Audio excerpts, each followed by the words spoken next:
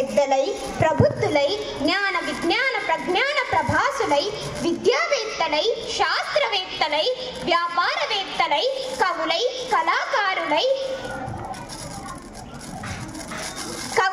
కళాకారులై అమర శిల్పులై సమరసవేత్తలై కార్మిక ధార్మిక కర్షకులై వీరమాతలై స్థిర వనితలై విభిన్న జాతుల విభిన్న మతాలకు అతీతులై నేడు ఈ గత ఖ్యాతిని దేశ విదేశాల్లో ఖండాంతరాల్లో నిలిపిన వ్యాక్కులై నిరాడంబర జీవులై ఈ విశ్వ భారతిని నిరూపించిన విశ్వ నరులను గన్నట్టి ఓ వీరమాత, ఓ భరతమాత, ఓ నా జన్మమాత, ముందుగా మీకు నా పాదాభివందనం.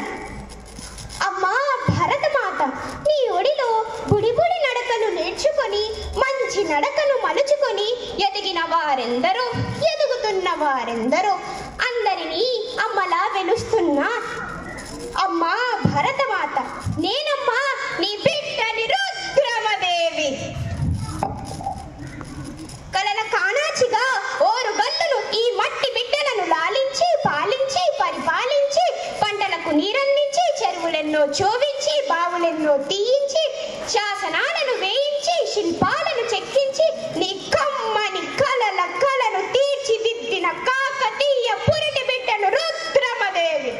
బల ఐర్యమే కాకతీయ కళాకాని కళ అని నాటి నుండి నేటి వరకు చరిత్రకారులు పరిశోధకులు విదేశీయులు పాలన అంటే రుద్రమదేవి, పరిపాలన అంటే కాకతీయులదే అని గుర్తించుకొని కొనియాడేలా లాలించాను, పాలించాను, పరిపాలించాను. ఆడది అబలాన్న అల్ప బుద్ధుల నోళ్లు మూయించాను. అబద్ధాల కోరుల పాలిన కళ్ళు తెరిస్తే భద్రకాళిని, కళ్ళు మూస్తే కాళికా మాతనై శత్రువుల గుండెల్లో సింహ స్వప్నమే గడగడలాడించాను.